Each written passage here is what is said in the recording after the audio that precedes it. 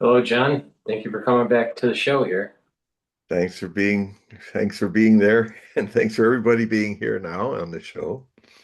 So I just want to remind the audience that we're live streaming on YouTube and simulcasting on X Spaces. If you have a question, if you have a question, please type it in the chat box or join the X Spaces and just ask for the mic and you'll be able to ask your questions live on the show. We will also repeat this show on all the channels. So if you miss the live show, you'll be able to watch at your leisure. But before we start, please click the link that's in the description box. That will take you to John's website so you can sign up for periodicals and for readings. In addition, please share the links and hit the like button. So, John, let's begin with Ukraine.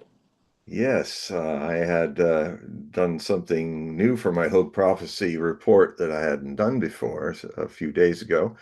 I had, rather than write a whole magazine, as the Hogue Prophecy report is kind of a zine or an e-magazine, electronic magazine, fully illustrated. My subscribers got a three-page uh, sending that talked about an imminent emergency that was in the air around Friday. That the and even though the mainstream media, including in Kiev, does not inform the people what was going on, is the Le Gobelin Vert, as some of us call, Alex Christopherow calls him from the Duran, is the nickname we give the Green Goblin in French for Zelensky, Volodymyr Zelensky, the coke snorting um, president of Ukraine. Uh, and it's not something I'm making up here. One time when he was higher than a kite in the presidential office, it must have been late at night and all, and he was really gone. He was he was sitting in his swinging chair and he's saying, I like this and I like that. And then he spun the chair and then he kind of went, oh, like this.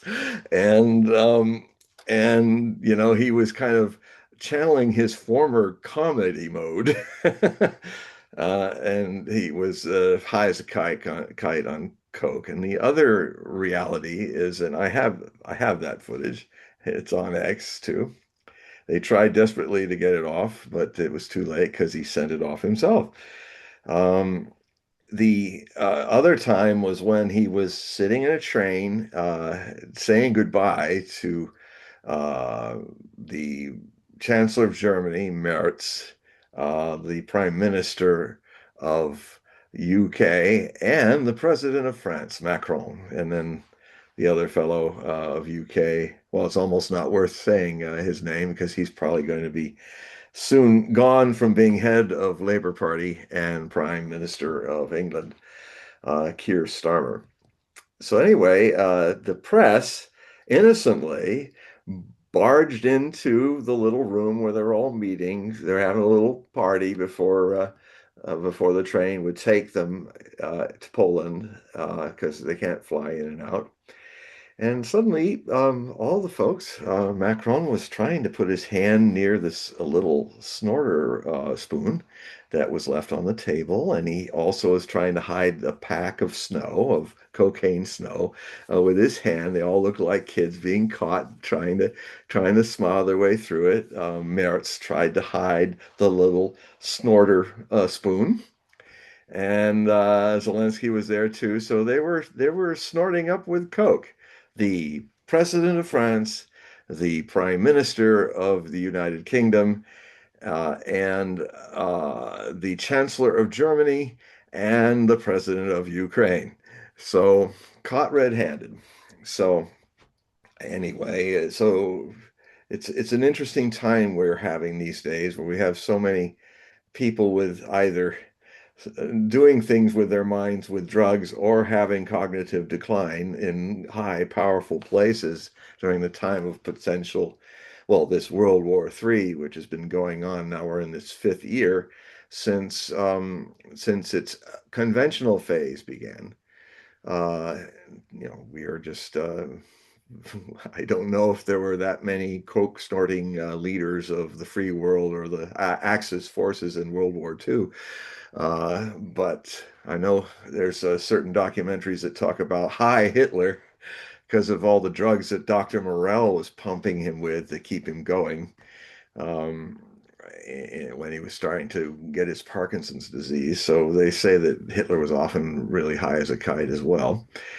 And so anyway, that's a little divergence.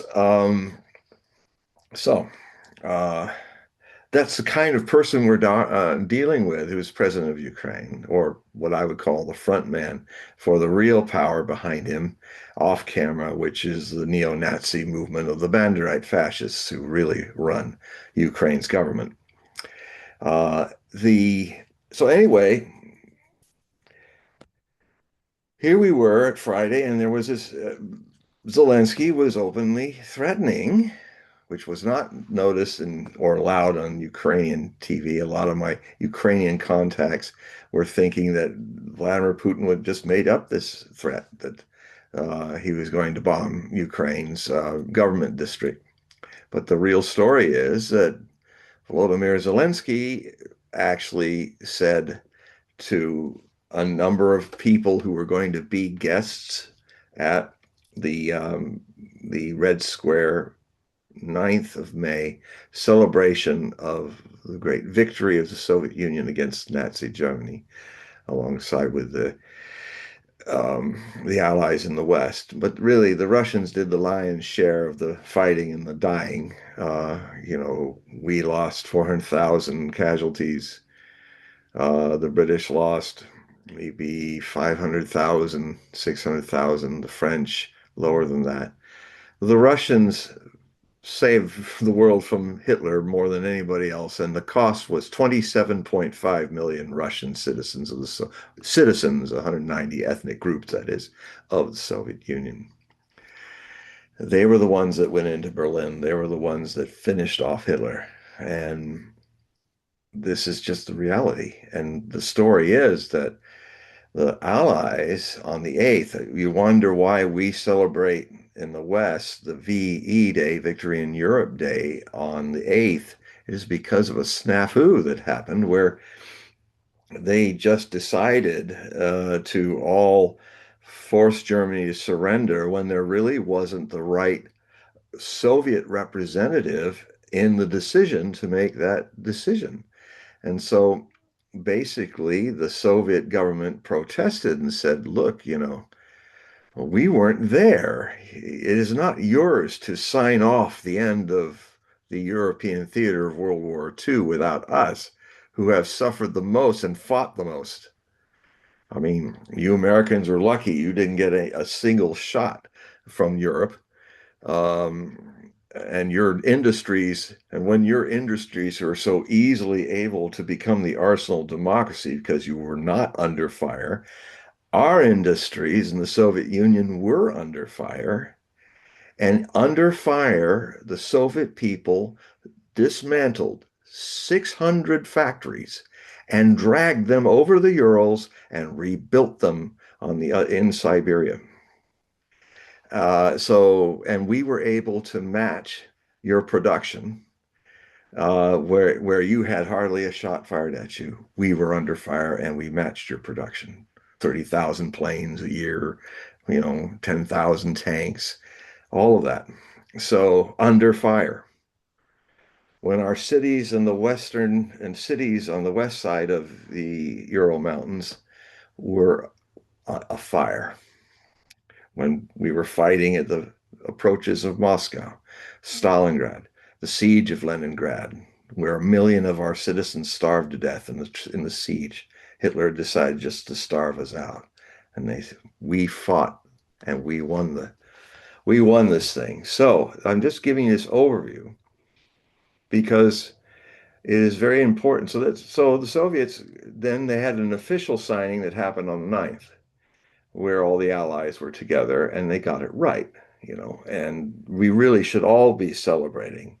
the 9th of May as the VE Day, Victory in Europe Day, because it included the people from the East that did most of the fighting in Europe to take out the evil of fascism. And now fascism is back. In fact, the Banderite Stefan Bandera was a contemporary of Adolf Hitler, and he was the founder of OUN and the what led to euphemistically called extreme Ukrainian nationalists, but in fact they were fascists. And they use a lot of the same Nazi symbols and all. In fact, of all the allies of the SS, the Nazi SS, the closest ones, the ones dearest to them as almost equals, were the Ukrainian SS soldiers. Latvians were third in the Baltic states.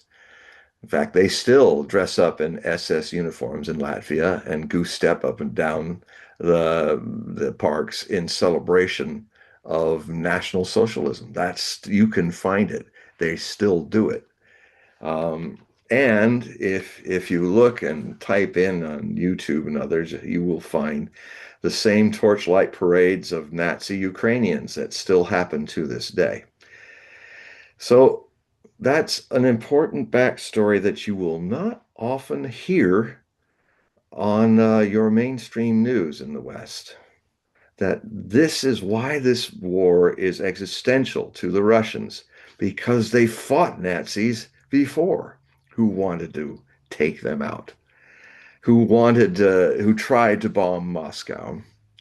And Zelensky said to these people, so there was a king who was part of the leaders of the Confederation of Indonesia, who he associates with, and he told the king, there's several kings of different regions of Indonesia. He told that king that, oh, don't go to the 9th and be there in Red Square. And he leaned in and said, it might not be good for your health.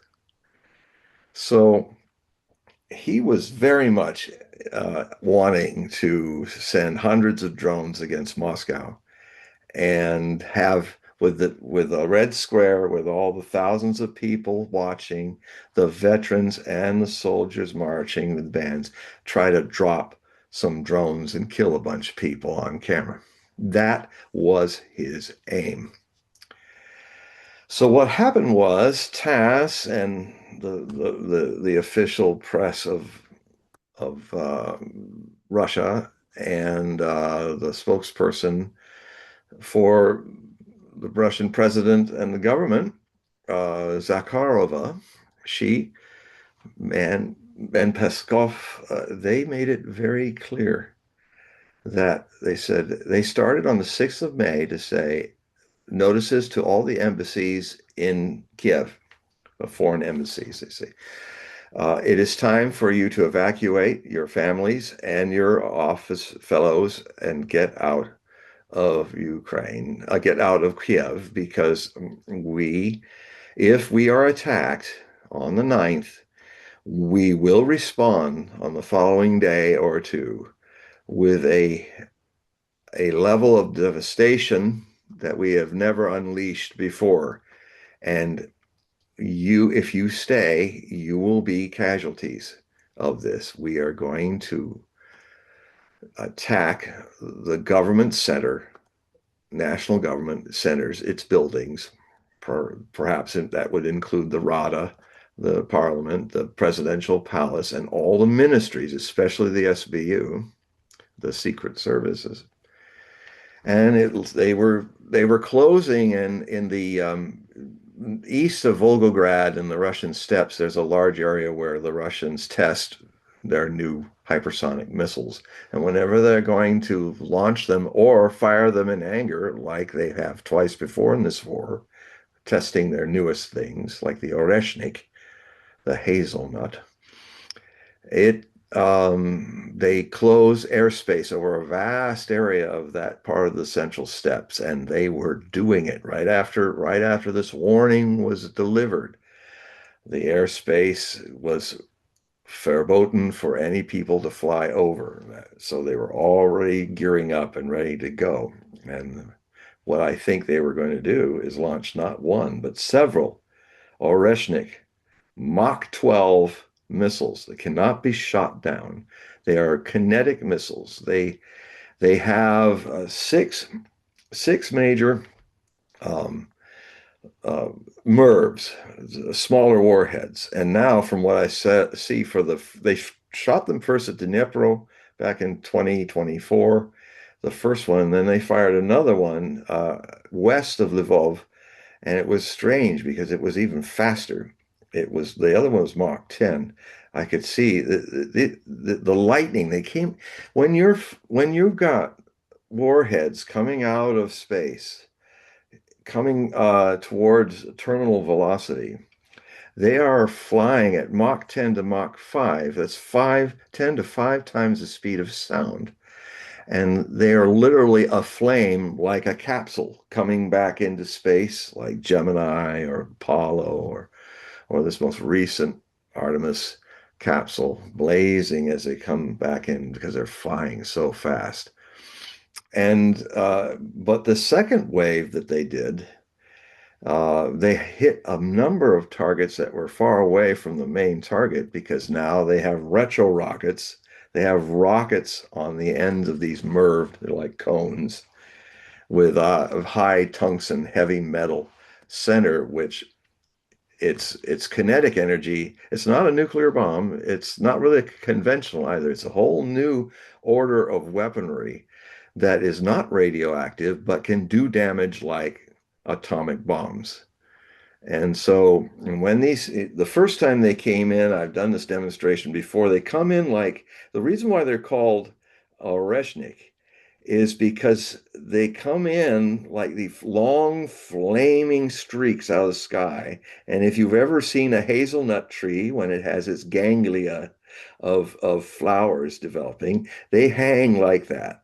So that's why they call it the Oreshnik, because of the way um, hazel flowers hang on a vine. So they come in like going woo, woo, woo, woo. There are 36 of them. Those small bomblets then release smaller bomblets that are 36 warheads traveling at the first at Mach 10 into the Dnipro underground missile factory, uh, where they dug 4 levels deep into the very bowels of the underground missile factory.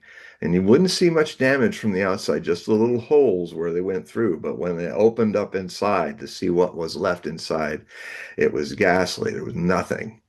So the underground missile manufacturer, which by the way were guided by a lot of German engineers who shouldn't have been there, was all turned to dust.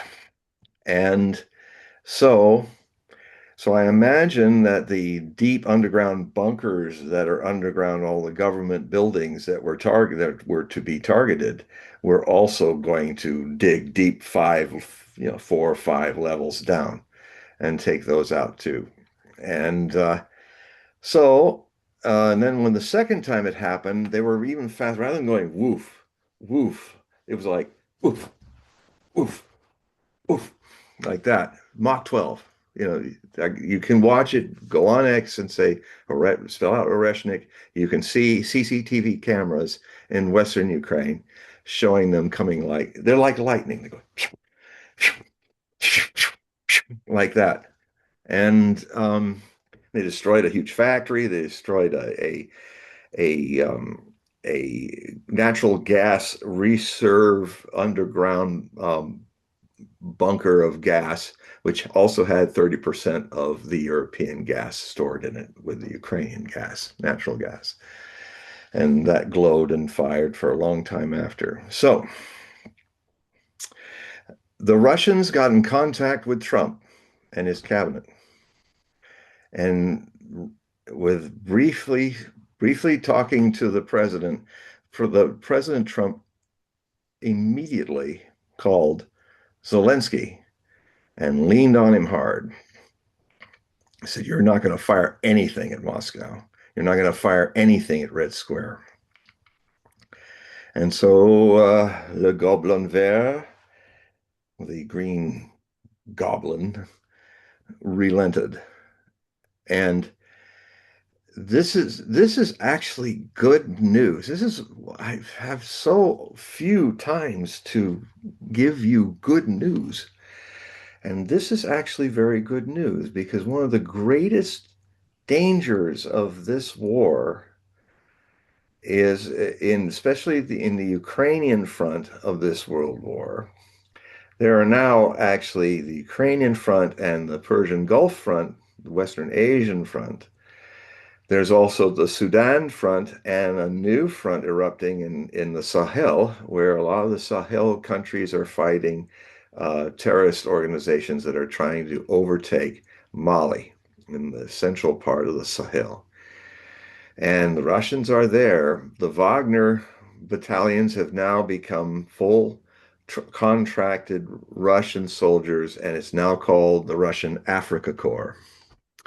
And they have been training the Malinese and Burkina Fasans and the Nigerians to wage war against these American-backed, European-backed, uh, Salafist, uh, Islamic fundamental extremists that are trying to take over Mali and this is all kind of a run to eventually take over the whole area there and gain back the yellow cake uranium that now the Nigerians now they used to it used to be something like $250 a pound or ounce of I might get that wrong, but um, the Nigerians, this classic way the West handles the colonies and the colonists.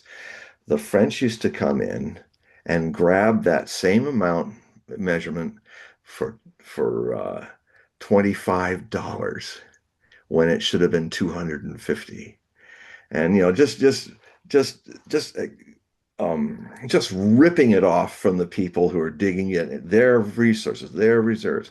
This is the reason why in 1953, the Iranian people rose up and chose a prime minister, elected a prime minister to nationalize Iranian oil because British Petroleum was doing the same thing to the Iranians, giving them, oh, here's your penny, and then we make all the profit off this. And they say, no, this is our resources. So they stood up. They were one of the earliest people to stand up against that. The British went crying to MI6, and MI6 went crying to CIA in the United States. And the two of them conspired to do a violent overthrow of Mossadegh, who was the prime minister, who was really giving back the people their resources. Uh, and they overthrew him. The Shah, who had been kicked out, was then allowed to come back, Reza Pahlavi, and he, with the help of Mossad, Secret Services of Israel, and the CIA, trained, uh, and these were Israelis that used to fight in Irgun, which was a terrorist organization bombing people in Transjordan before it became Palestine.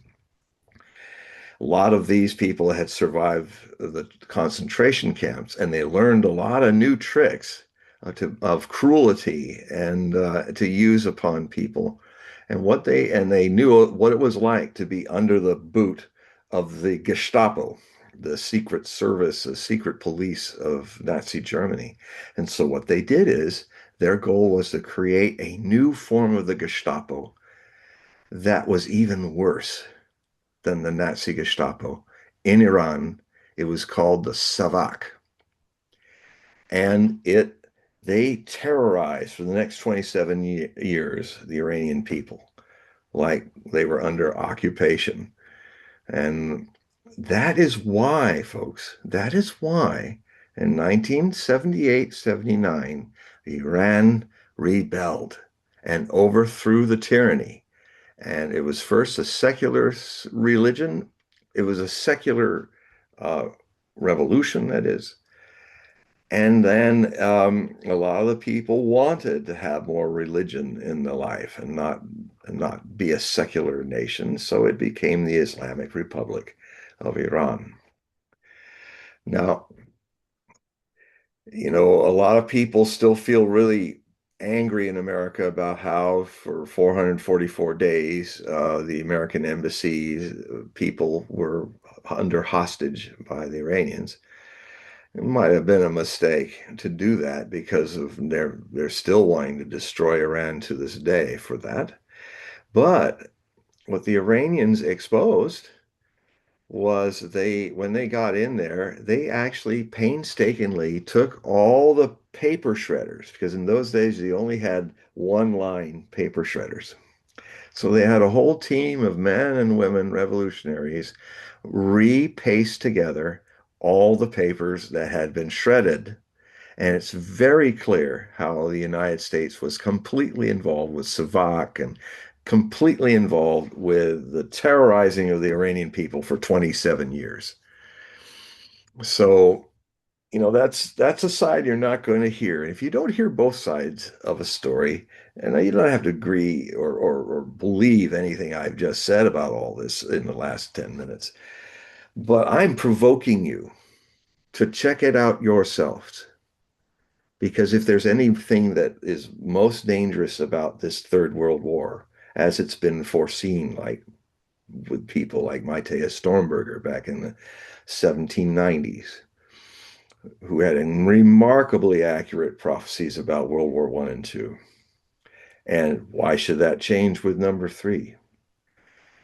His most threatening forecast, he said that when the Third World War happens, in one morning, more people will die in this war than all the wars that were ever fought. He said that people, the human beings, the people of the world will walk with their eyes open into these catastrophes. Now, contemplate on that vision. Why would people walk in complete surprise into a catastrophic war that destroys civilization? They walk into it with eyes wide open because they were not informed. You are not informed, you of the West. You do not know the backstory. That's what I try to write about in my Hogue prophecy reports. The context, the background. If you're to know the blow of the future, you can only do that by knowing how you got there. And by knowing how you got there and how your governments are not telling you how you got there, really, you will be those people walking with your eyes wide shut to the dangers. You will be the people in governments in the West, and especially in Europe, who every time the Russians show incredible restraint, like when they took drones and started bombing Russian strategic bombers in three different places across Russia. The Ukrainians did this. When they started to use long range biplane drones to hit these huge radars that are the early warning radars, so that people of Russia can see over the horizon to see if somebody is taking missiles and attacking them in a surprise attack. Now, I grew up in the first Cold War, which ended in 1989 with the collapse of the Soviet Union, which followed not long after in 2014, the second Cold War, which I predicted in my writings would be short and end in a hot war, which is since February 2022, we are in. It's a world war. Finally, after all these years, I'm noticing in the mainstream media, a lot more people are finally embracing the reality. Just like it took time for World War II for people to embrace the reality that this was not just a bunch of flurries of wars. This was a world war.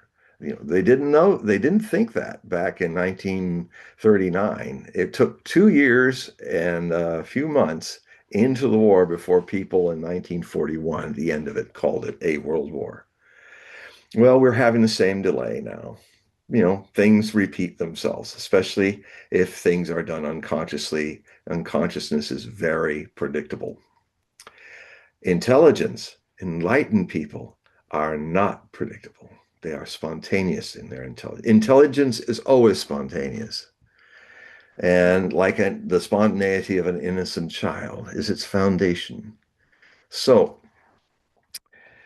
so there were many times when the Russians, what did the Russians did not react like we would have reacted in Cold War One because that was started World War Three.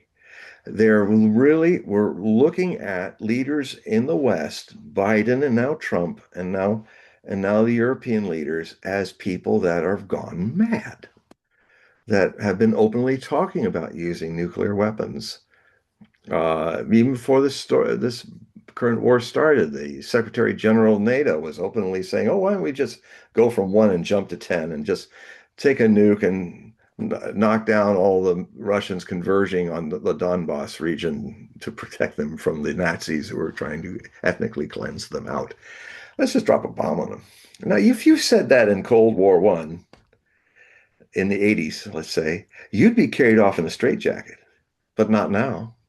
If Zelensky in February 2022 in the Munich Security Conference had said in the 80s what he said then in 2022, what he did is before everybody with the Vice President of the United States, the lady who shall never be president, they were all looking with smiles. Nobody was grabbing him because he was saying, "You must give us nuclear weapons. We had nuclear weapons when the Soviet Union collapsed. You must give those to us now so we can drop them on the Russians." Now, he should have been pulled aside and like, "Look, you know, what you're saying is crazy, and you cannot say that." And they would have, but what were they doing? They're all standing there and going, "Oh, that's nice. Isn't the Green Goblin a nice fellow?" He's just talking about, and he's also lying. Those nukes that were in Ukraine were property of the Russian Federation, which was the federal body that took over from the Soviet Federation, Soviet Union of Socialist Republics. And even the leaders of the West that preceded these people made it very clear that those nuclear weapons did not belong to anybody but the Russians. And thank goodness, because now the way Ukraine is, they would be armed. They would be arming fascists. Hitler would finally get his bomb in spirit. So that, thank goodness that didn't happen. So anyway, I found out that it was Putin, the president of Russia, watching Zelensky say these outrageous things. And he was not so much about this idiot that was saying them. What terrified him was that the leadership of Europe, all arranged there, were all going, "Yeah, yeah, let's give them the bomb." They said these are children. These are man children and woman children leaders. They have the immaturity of 7-year-olds. And it was actually that moment where Putin and his Security Council said, "My God, we're going to have to go. This is now becoming an existential crisis for us. We're going to have to step into this thing that we've been trying to stop for in Minsk One and Minsk Two, and trying to negotiate a peaceful end to the civil war that the fascist Ukrainians were fighting with the Russian Ukrainians, who were their victims." And that moment was when Russia realized they were going to have to get into this, and they knew it was a trap. The bear knew it was a trap, but this trap and this problem is right in front of the bear's cave. And these people have been advancing against their promises at the end of the last Cold War not to step one step east towards Russia. And then with Clinton and Bush and Biden and all these people and Obama, they step by step converged right on the borders of Russia. And even were dumb enough to say, oh, the Russian army is right over there. My God, they're so close. I mean, there were people who were actually saying that, leaders like, oh, my God, we're being threatened. Look at all the Russians on the border looking back at us. Yes, well, you just walked 800 kilometers over 10, 15 years to be right to see the whites of their eyes. They haven't moved. You fools have moved. This is what the Russians are seeing is the crazy people that are running the West these days. So, so I could go on so many times in this war. Anything Russia did that showed restraint was concluded by these idiots to be a sign of weakness.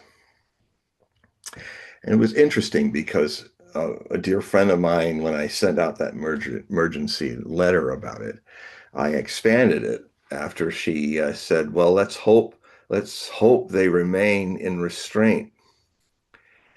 And what I felt, what came out of me was a a further part to the letter where I started to think about Ecclesiastes in the Bible, the Old Testament. And, it says there's a time for everything under heaven. There's a time for love. There's a time for hate. There's a time for sowing, time for reaping. There's a time for war and a time for peace. And I would just add, there's a time for restraint, and there's also a time for no restraint at all, to actually act upon a threat, to demonstrate what these people have forgot, what most of you have forgot, what nuclear weapons can do.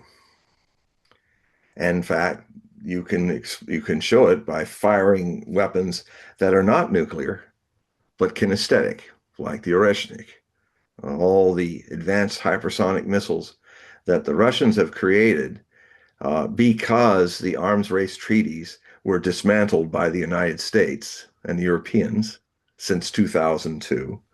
All of them. Even the New START was left to come and go in February of this year, I believe, if it wasn't last year. And what that means is the Strategic Arms Reduction Treaties, all the treaties, the IMF Treaty, the ABM Missile Treaty, all these treaties have been erased, many of them by Trump in his first term. So we are naked. We have no deterrence now for arms races across the world. And so this is the place we're in. With wide eyes open shall they walk into these catastrophes. Well, I'm here, and people like me, not just people in the prophetic field, but people in journalism, we're out there trying to really open your eyes to the danger for your own good. Now, the the thing that is good that has happened is the threat. Somehow, these bullywimps in the West that run their countries have revealed a a love to survive their own stupidity. Even these idiots sensed this time around that the Russians were going to launch. Trump got it. Zelensky got it. The two biggest idiots of them all. They have a survival mechanism that's still alive, and that's a good thing. Even a wimp, a bully wimp, has a survival mechanism. where maybe he doesn't want to be thumped first and turned to ash. So these are the things. This is good what happened. This has broken a very bad habit of the West. Not believing restraint is good for them. The Russians made it clear, and the good news is on the 10th of this is today, we would have, if they had done what they had done before and just shrugged it all off as weakness, the West, the center of Kiev would be aflame. Thousands would have died. Many diplomats, because actually the European Union sent more leaders to be there. A lot of leaders would have been killed. The Ukrainian government may have been decapitated. And we would have been in a whole worse world than you can imagine we've already seen in these last few months. Um, Fortunately, there's still a spark of intelligence in these idiots, a need to love life because they felt it, because it was really coming. So once again, we have dodged another bullet. Now, I've over the years on this show and in my writings, I've talked about these, like a Ukrainian missile crisis that was coming, and then it actually came in the final weeks of Biden's presidency as a lame duck. And we were very close for that to have started World War III as a nuclear phase of World War III. We got through that. And I have not felt dread like I felt when I was nearly 7 when the Cuban Missile Crisis happened, when I felt it coming. And I was just 6, end of my 6th year. And I felt such an unbelievable dread. I have not, I felt that dread again the months leading up to September 11th, 2001, until the 10th. It was absolute, felt like I was dying from the agony of it. And then it happened. And I had been warning about it in my writings since 1983. I had been warning on national United States and television on the Fox network in March of 1996 that the second attempt on the Twin Towers would be successful. And I talked about the prophecies of the hollow mountains of Nostradamus and the great new city at latitude 45. And now latitudes can have a variance in the 16th century because they had no longitudes then to balance it out. So you can always give a few degrees this way or that because actually New York is 41 degrees. But it's close enough because it has to be a great new city that never existed in the time of the 1550s when Nostradamus wrote it. And you will find in that variance, New York had not existed yet for centuries. The New York City, the hollow mountains of the skyscrapers. Imagine if you highest thing you ever saw was the spires of Notre Dame in Paris, and you're seeing mountain size, 110 story acre stories climbing into the sky. You would be quite awestruck. It would not, in a vision, leave your memory to forget to write it down 4.7 centuries ago. So I am hopeful that this has been once again another example of something I've been telling you all that could be an evidence that a certain thing that's been an idea in India and was much more resurrected in the 20th century during the Cold War is that if spiritual practice across the world can bring to this world 200 more people who become enlightened than the average, because enlightenment consciousness has a quality that in a very small number can counterbalance all the infinite darkness of our unconsciousness. Just like the universe, all of its darkness cannot snuff out a single little candle. Only 200 more than the average will be, if this theory is true and it's happening, then there will be a counterweight of consciousness. And no matter how hard our leaders try, and our sleepwalking citizens of our leaders try to walk wide eyes shut into these catastrophes, they will not go over the abyss. They'll try desperately to destroy themselves unconsciously, but they won't be able to go over the abyss. Now, I've seen a whole lot of runs to that abyss in the last few years, and this was another time where, for the first time I've ever seen it, even the idiot leaders of the West kind of paused and reflected upon what uh, had been warned by Moscow, because it was coming. Now, I hope we don't have to go the next step. It's probably going to happen that a demonstration eventually will have to be done with hypersonic missiles by Russia to really scare straight the leaders of Europe. Hopefully not. I hope this has done it. But even then, if in less than 12 minutes there are hypersonic kinetic warheads that take out every factory that is building drones for Ukraine across Europe, which they could do in about 12 minutes from central Russia. And people in many countries of Europe will see at night these streaming fire flames going whoosh, whoosh, whoosh, taking out each factory all across Europe.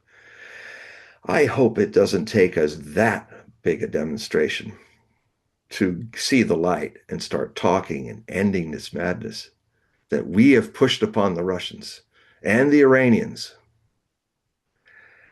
We are the bad guys in this situation. You push them hard enough.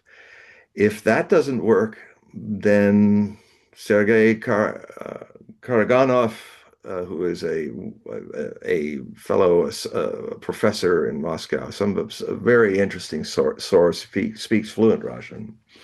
He has been the advisor of Soviet leaders. He's been the advisor of Russian Federation leaders. And he always says, God forbid we have to go to this point, because he's a practicing Russian Orthodox Christian.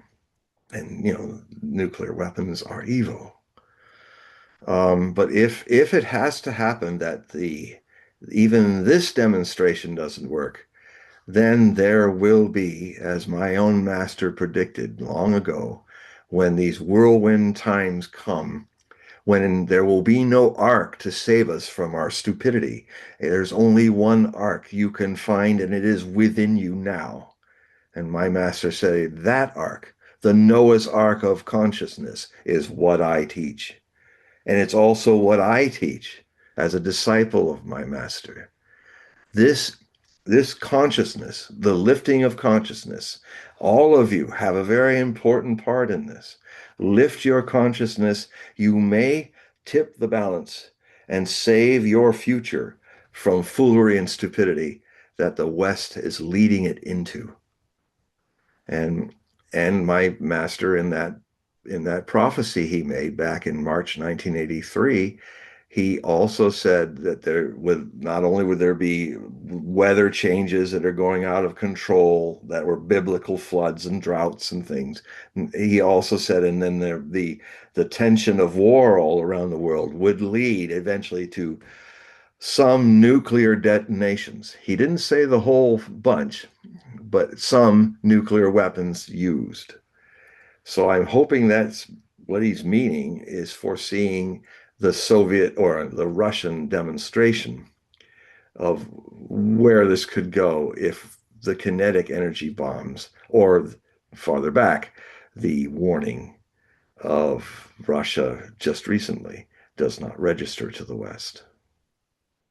I'm hopeful now, more hopeful that we may actually get the dickens scared out of us, rightfully, to wake up and get through this The the first half of the 2020s, which for 30 years, 40 years I've been predicting would be the key decade for humans' future survival. The first half of it sets the stage. The second half, we are entering, will make the vast changes in 5 years that have not been seen in 5,000 years. That for the better of our existence, we shall bear the travail and be born anew from these travails. So, is there anyone who has a question? There's two questions, but before I bring them up, when you were talking about Ukraine and the missiles, Mhm. X Spaces dropped the live stream. Wow. Yeah. So I had to reboot it. So the ones that were trying to join the old link, I just posted the new link and reset it. So, welcome to the world of censorship. Welcome to well, that's very interesting. We've just had a living example of how there are forces in our world that want you to stay stupid lemmings that are just going to walk off a cliff.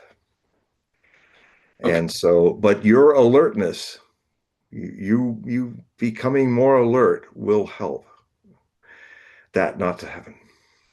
Okay. So, Jared mentioned that he wants to set up a reading for his mother and what your email was. So I did put a link in the chat to John's website to sign up for the reading. But if you just want to, Yeah, this is great. I'd love to do a reading for her. And this is a beautiful thing that also can happen. I mean, I don't just read the world, but I this very same mystery that helps me read the world accurately, and that's documented, is one-on-one with just me and another human being.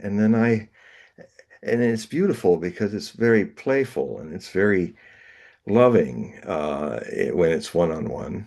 And the way I do it is it's on Zoom, and you will see if you see the link for the reading, just click on it, and it will tell you it will take you to an email, and just put Hogue reading on it because I have my computers open wide to receive anything. I don't want any bots to decide what I should see or not see. So that means I have a lot of junk and other things coming through.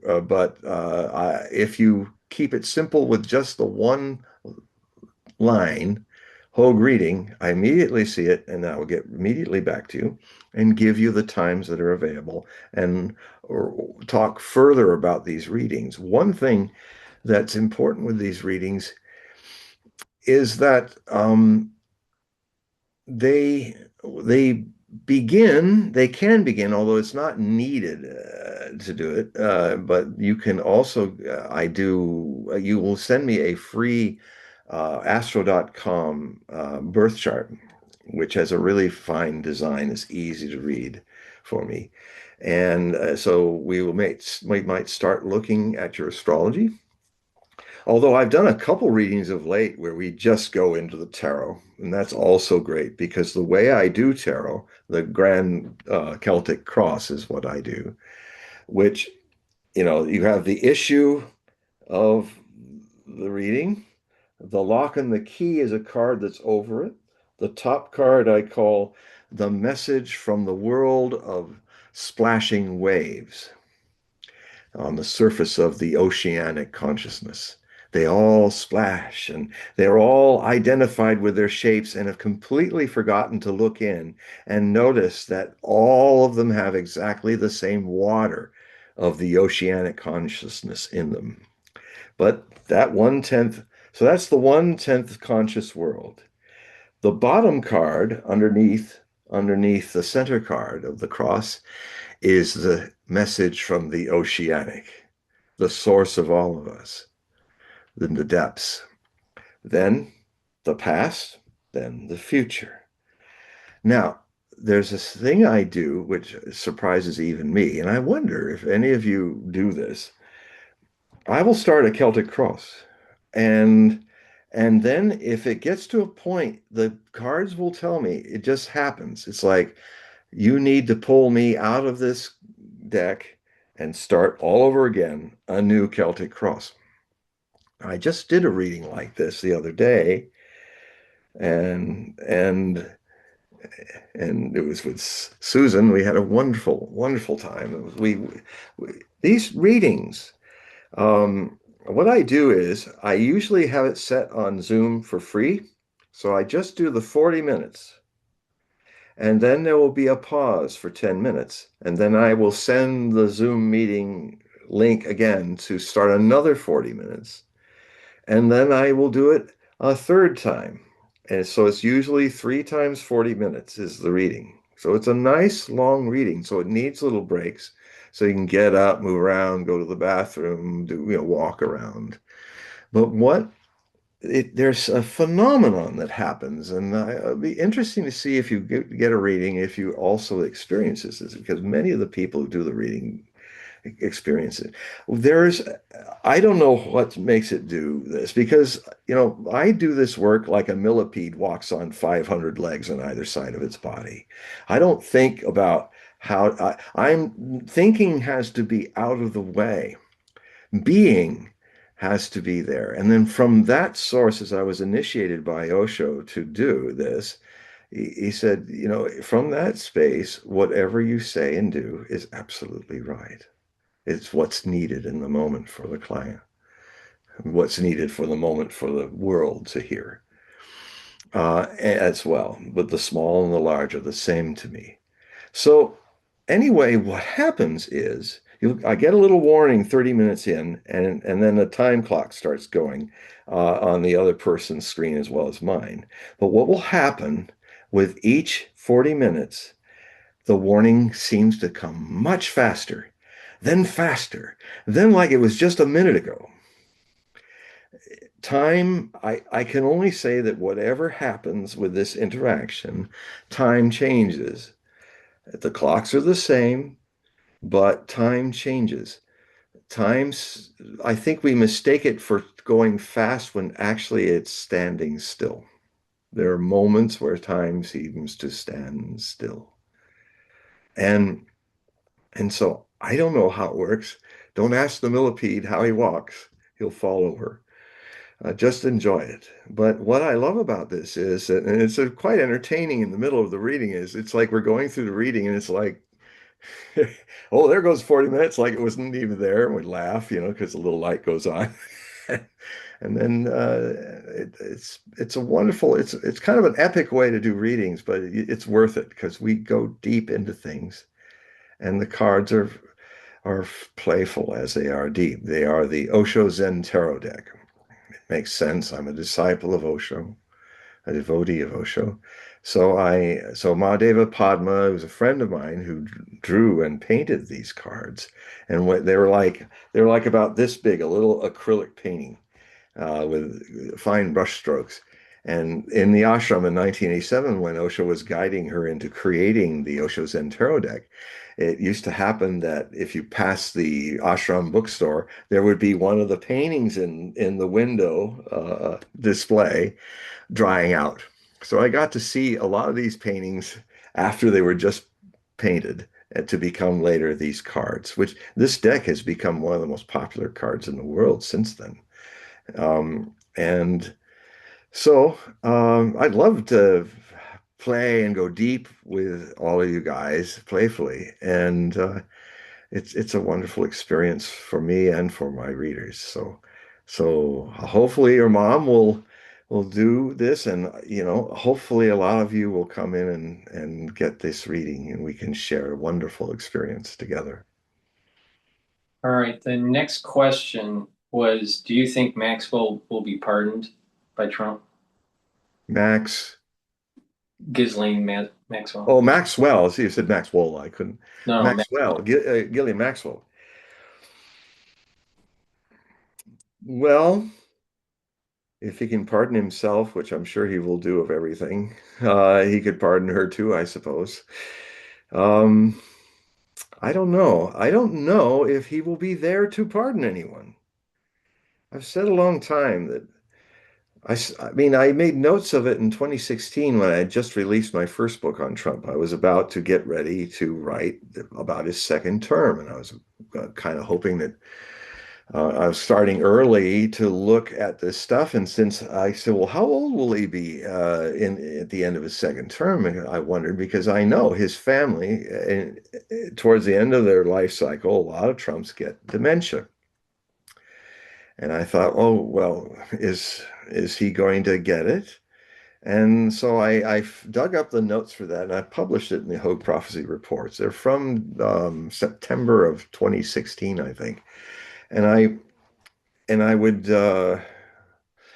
look at them. No, it was yeah, I think yeah, no, it was the end of 2016. But anyway, I would look at them.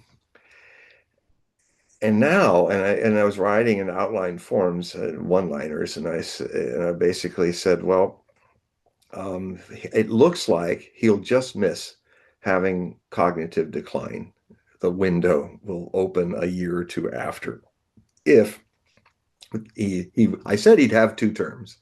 I never expected that he would have them separated by 4 years because of what was certainly a fraud, national fraud with ballots that took place in the 2020 election.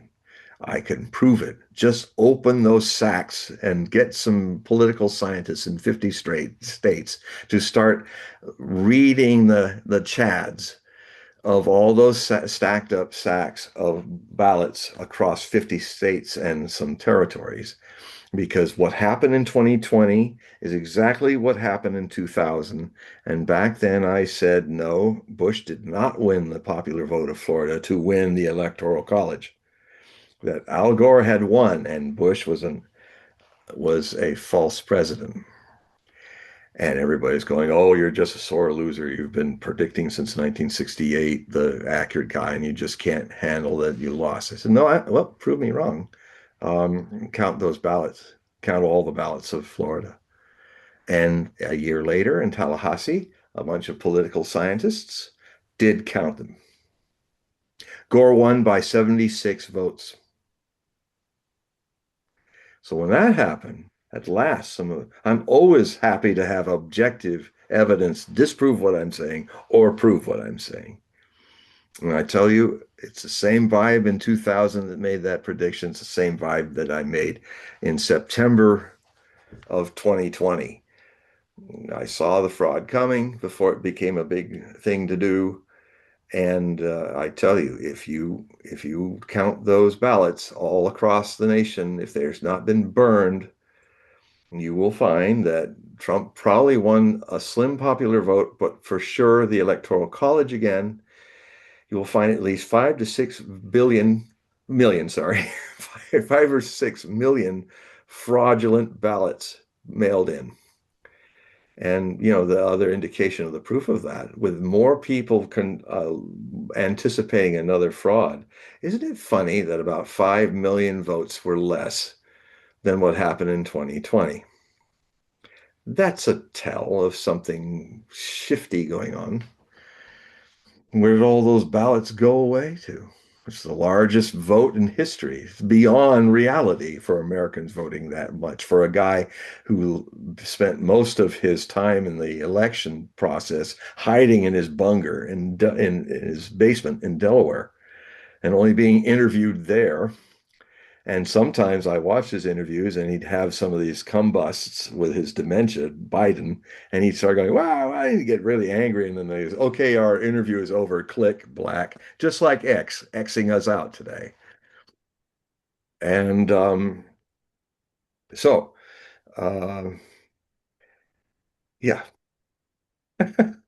There's this one guy that says Trump died last January in a helicopter accident with 87 other souls in DC. What is this guy talking about? Well, that must come from the National Perspirer.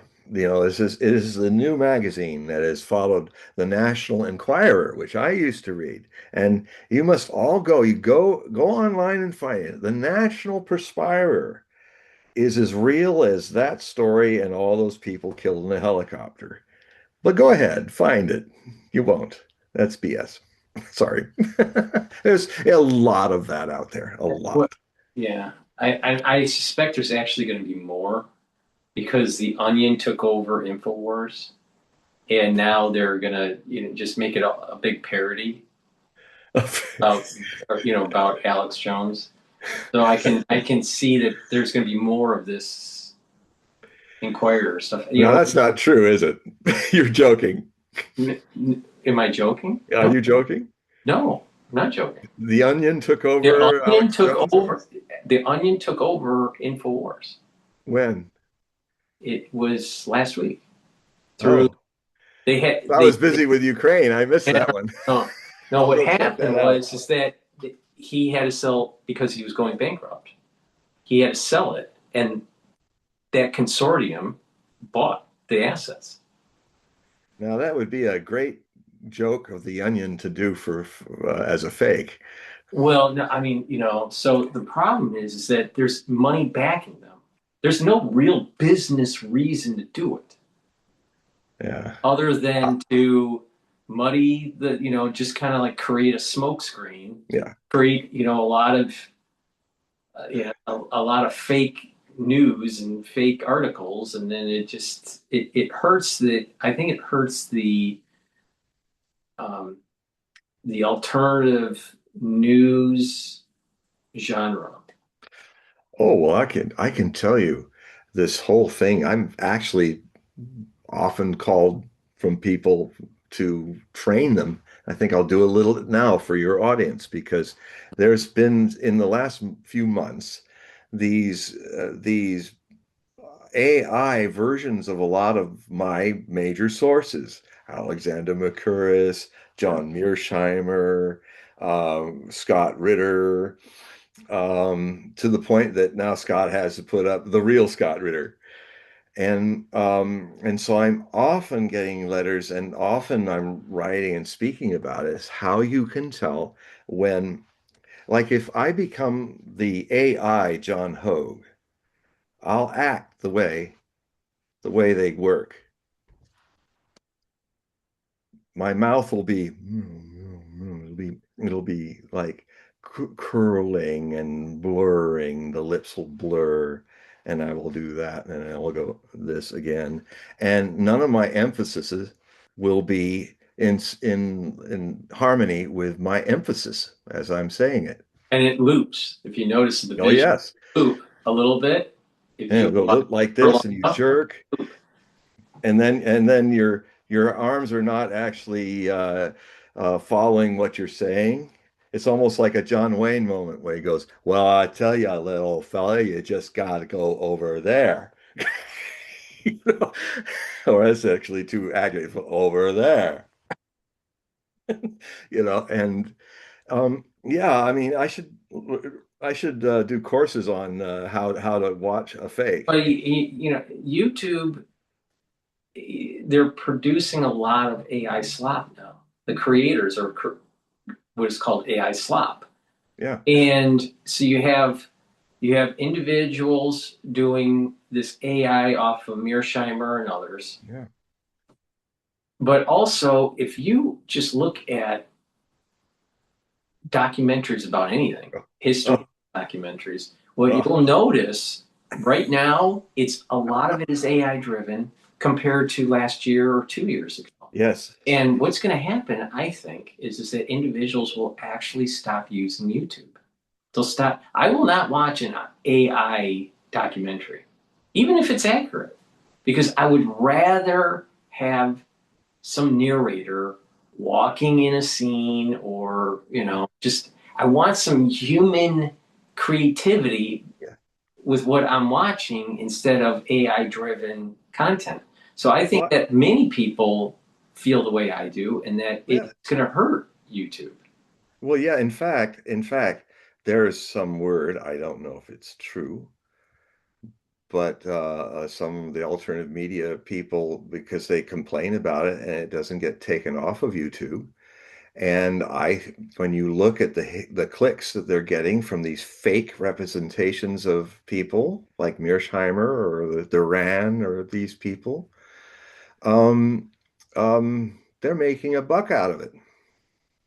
That's one accusation. I don't know if that's true, but they are actually made by YouTube, people that are in cahoots with YouTube. Because why is it just all the alternative media people? That's trying to deceive people, and they do the voices very good. But unfortunately, like Scott Ritter, he kind of talks like this, and he goes on. He doesn't breathe. He just keeps going on and going on. And if you really watch Scott Ritter, he's always going, well, and then he's moving around, and he usually has an ironic smile that comes up when he's about to deliver some put finger pointing at BS. And so I had a friend, longtime friend, who says, I'm having a hard time. Is this really Scott Ritter doing it, or is it somebody else? And so I had this idea. I said, so I watched the one he watched, and I'm actually going to do an article on it, either in my new Substack or in the Hogue Prophecy report. And it's going to be out there where I'm going to give you two examples. And you're going to watch the unreal Scott Ritter with his voice kind of like this, and he doesn't have any monotone, and you know. And then when you go to the real Scott Ritter, for one thing, the fake Scott Ritter has perfectly good teeth, front teeth, upper teeth. But Scott has this habit where he rarely shows his front teeth as he's talking. You see the bottom teeth because the front teeth are actually pointy and a little fang-like. And so you'll see Scott's real teeth.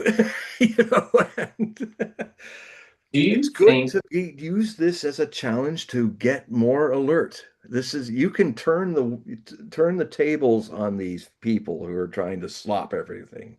If you start becoming alert to smell BS and smell BS documentaries and BS facsimiles of real people um, that they don't like,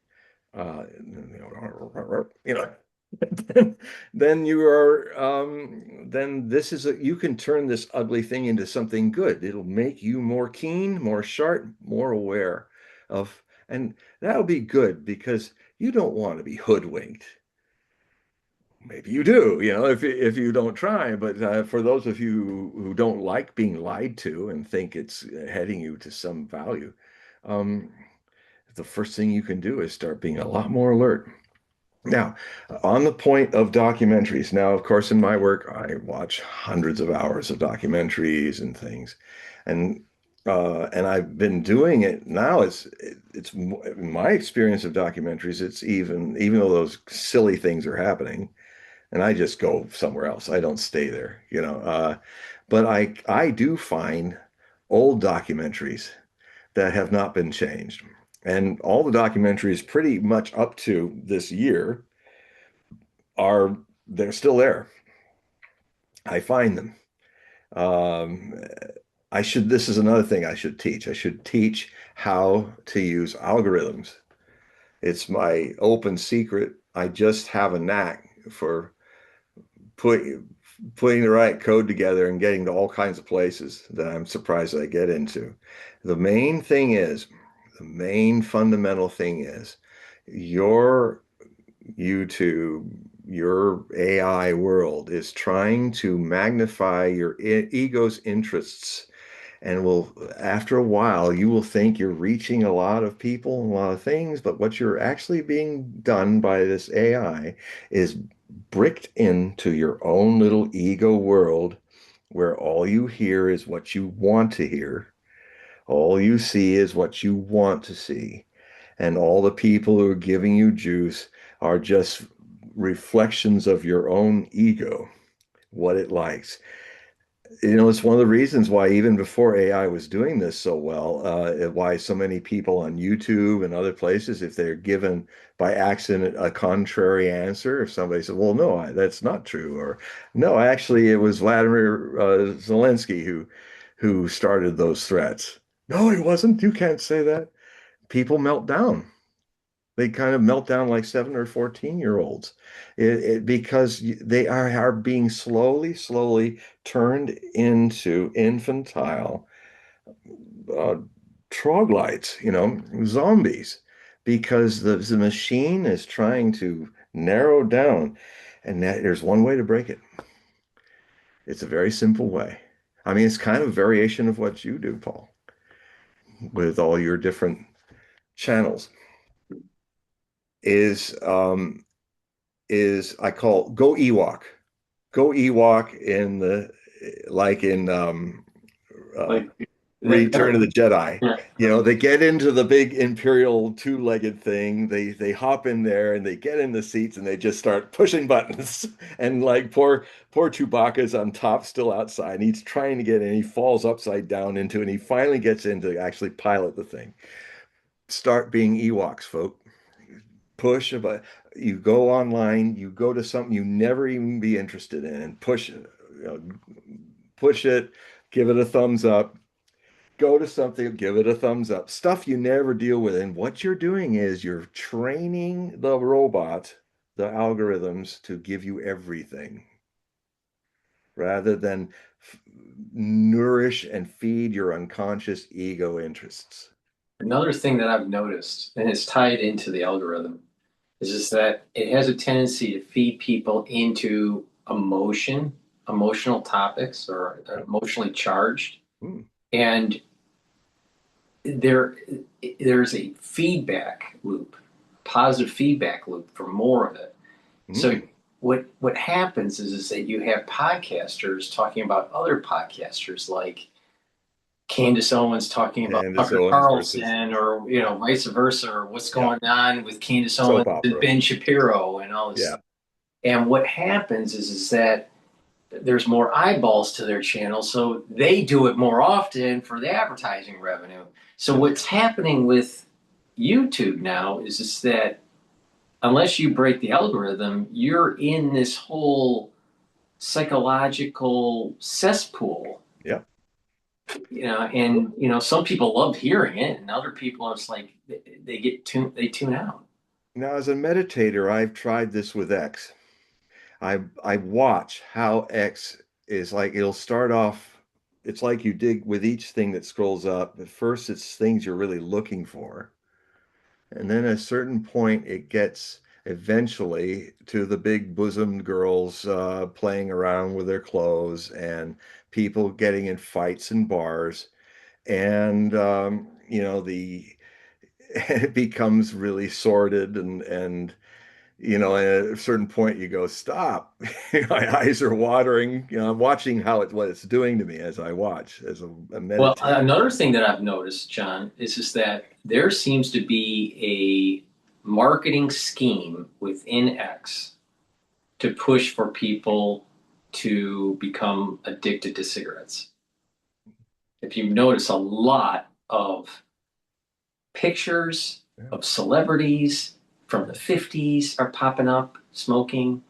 You have these little ads. And I think what's going to happen is it's prepping for more pulmonary disease in the future. And when I say in the future, I'm not talking 20 years away. I'm talking like that'll be great for the sickness industrial 24 complex. months away.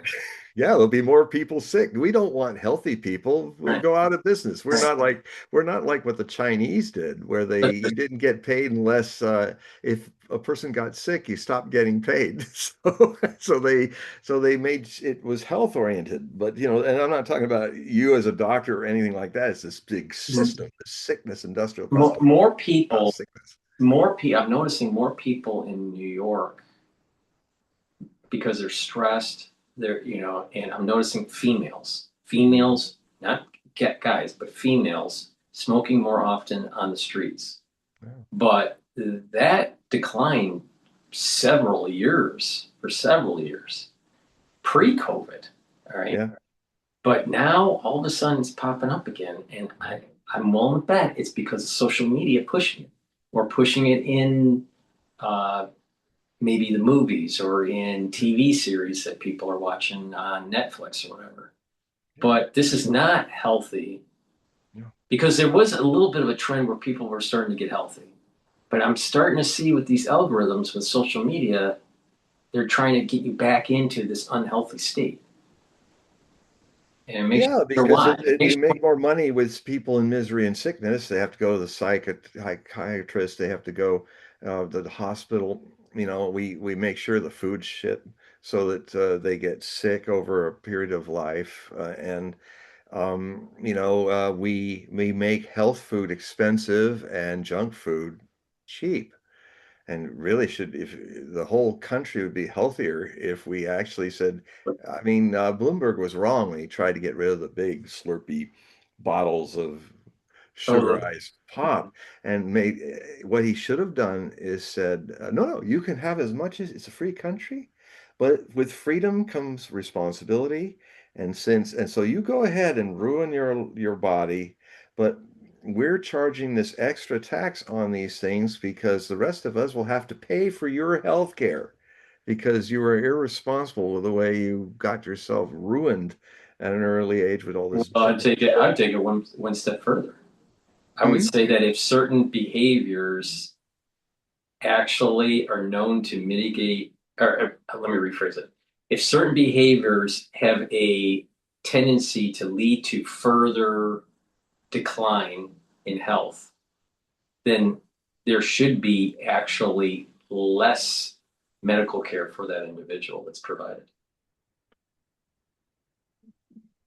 You know, So, like it, for example, if someone, let's say they have a pulmonary disease, they end up getting COPD. It's not because of a work-related incident, but it was because they were smoking. Then I would say, why should they get medical? Why should insurance pay for their actual self-induced disease? well, because it's just like what's going on X and other places, psychic degeneration. It's there is a very dark, unconscious, habitual way that's overtaking the world and the society. It's not overtaking some countries. It's not overtaking Russia. It's not overtaking China at this point. But here in the West, there's all kinds of forces that are really trying to destroy the civilization and people within it. I mean, the other thing that's amazing is how European leadership just opened the gates and let all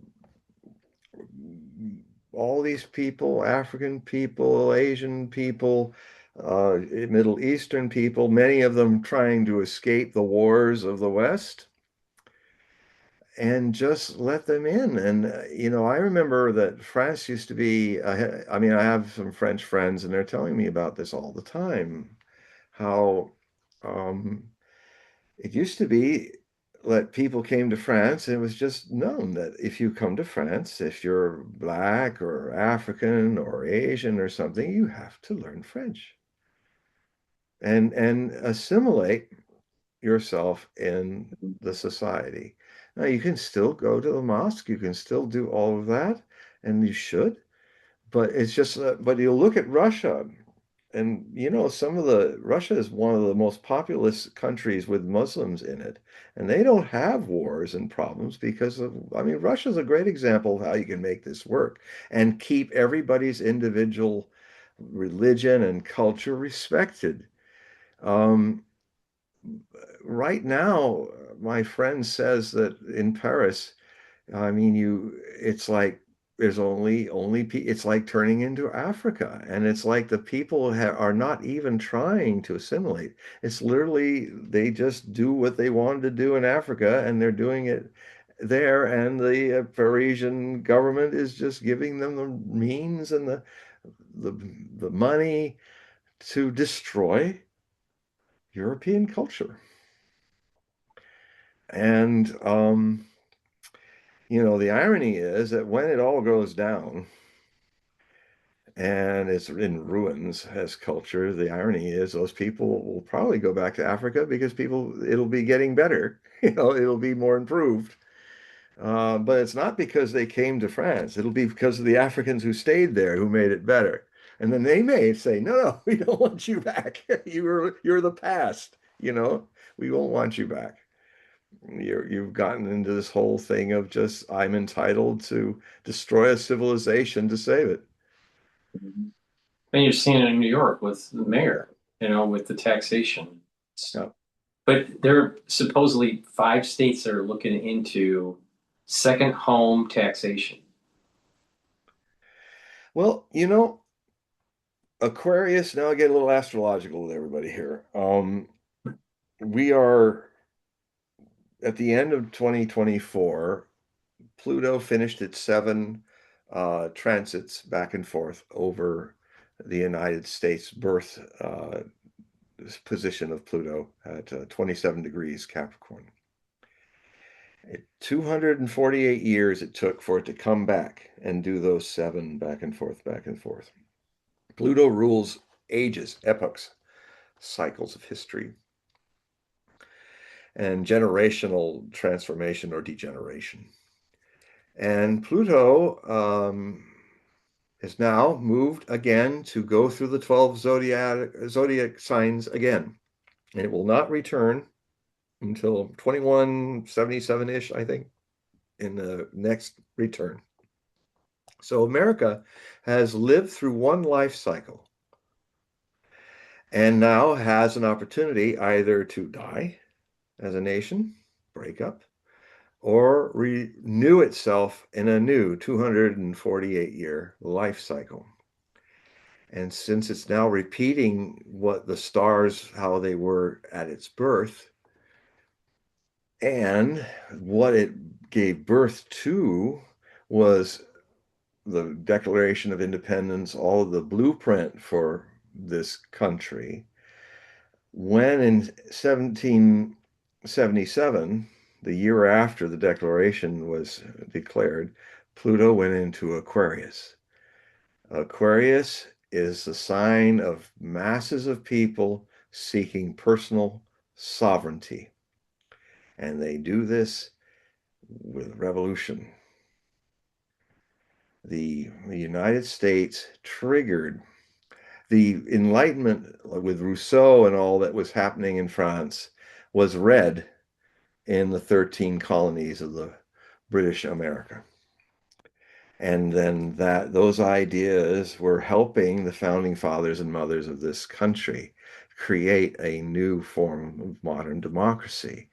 But that modern democracy was a blueprint in 1776 that became a battle, a construction, a building, an action in the early degrees of Aquarius that saw the US Constitution born, the Bill of Rights created.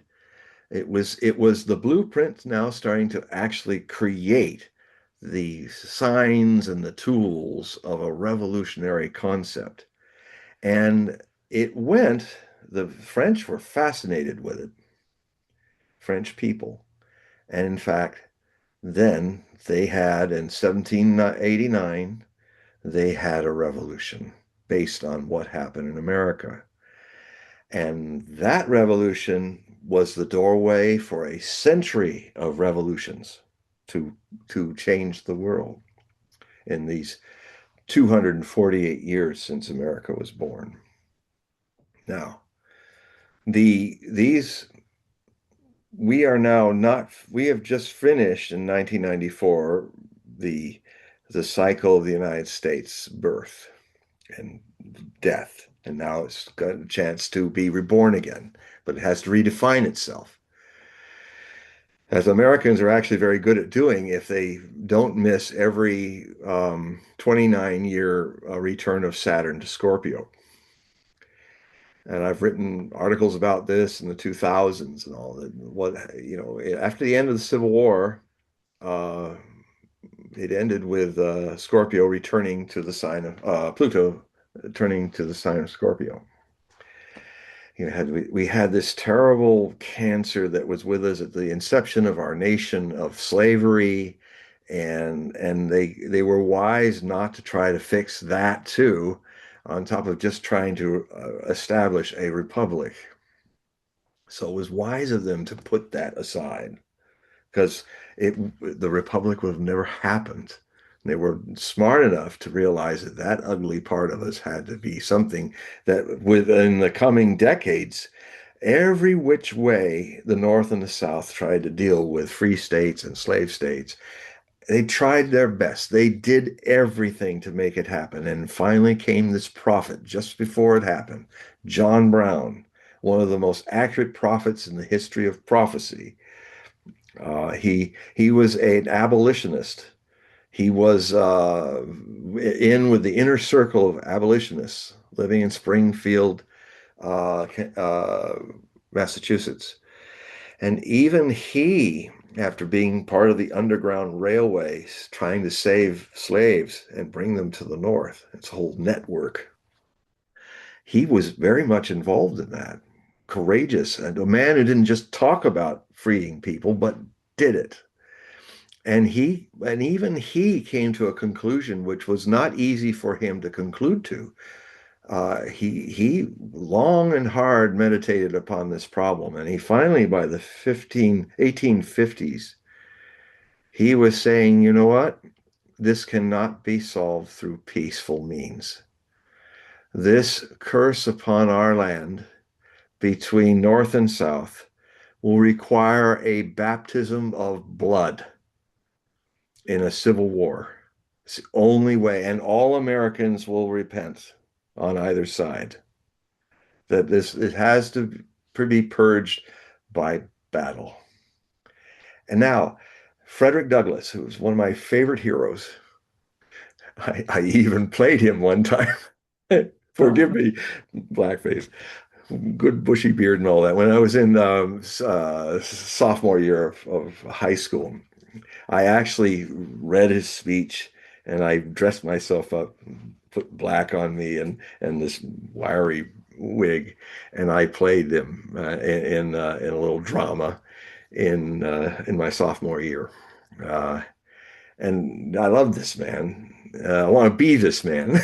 and and so this man, when he was younger, he met up with John Brown in this church in Springfield, and all night they discussed this very issue. Can we solve this problem through peace, or must it be solved through war?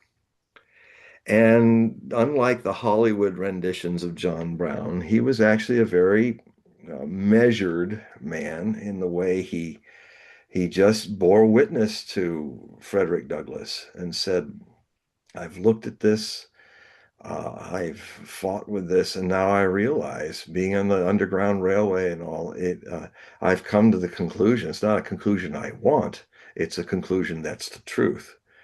Is that this can only end up in a civil war. And so they spoke to each other about it until dawn. And then Frederick Douglass, in later books, wrote about that night. And he said, I still continued to fight for peaceful means to bring this about. But in the end, even more and more, it became apparent to me that John Brown was right, even though I could not do that, rebel like that.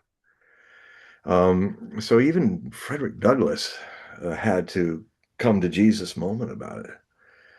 And then when he was also had his eccentric side, he then tried to start an insurrection, and he was paid by all the top abolitionists, including the husband of the woman who would later write the Battle Hymn of the Republic. My eyes have seen the glory of the coming of the Lord. He is, all that amazing song. And so he went for it. He didn't have enough men. He didn't have enough money, but he was trying to take the armory in Harper's Ferry and try. He was a man of action. He's not just going to talk about it. he's going to do it. And so he tried to start an insurrection with some other, armed abolitionists and blacks and people that were joining him. And it ended up that he was holed up in the armory. That they cut the wires in Harper's Ferry, but the wires a few miles outside the next town were good. So people ran there, wired Washington. And guess who marched into with the Marines to take down John Brown and his guys in this insurrection? Colonel Robert E. Lee of Virginia, a Union colonel. And who was his liaison officer? Um, um, it was that red-bearded cavalryman. That was the greatest cavalryman of the Confederacy. I can't remember his name, but he was the man that was a famous big red-bearded cavalryman who was the main commander of cavalry for the Army of Northern Virginia. He was also there. Yeah, you can check it out for me. I'm having an elderly moment. Did he survive the war or was he killed? No, he died in Brandy Station. He died, and it's very tragic because somehow he just it's so funny about the Confederate Army. Whenever they got north, whenever they crossed the Mason-Dixon and did stuff, they found that the Northerners shot better and they fought better, and then they did some dumb stuff. And what he did in the Battle of Gettysburg, which decided the Civil War, um, maybe his name was Brady, I don't know, but that was the photographer. He went on a wild goose chase, capturing all kinds of Union wagons and supplies, which certainly the Army of North Virginia needed. But he did this, not doing his duty, which is be the eyes of the Army of Northern Virginia. So poor Lee was fighting the first of 3 days at Gettysburg, and he didn't know where the Union Army was because this guy was off on some wild goose chase, and he came back, and it was a very stern Robert E. Lee. He said, "Sir, you are the eyes of the army, and the army you made blind." And of course, he wanted to take his sword. If you put in the algorithm who is the most famous Confederate cavalry general, it'll come right up. Jeb Uh, Stewart? yeah, Jeb Stuart. Yeah. Yeah. Okay. So anyway, he gives Lee the sword, and Lee says, "I tell you, there's no time for this." So he says, "Look," as he gives him back his sword, a mistake, his sword. He says, "Look, a mistake has been made. And as a man, you just take it and move on and do your duty. I will not let you resign. I need you. You are my eyes for this war." And so in 1864, when it's clear that the South was losing because of Gettysburg, because of Stuart kind of had a presentiment that he was going to Uh, die. I just saw his picture. Now I know. Yeah, yeah.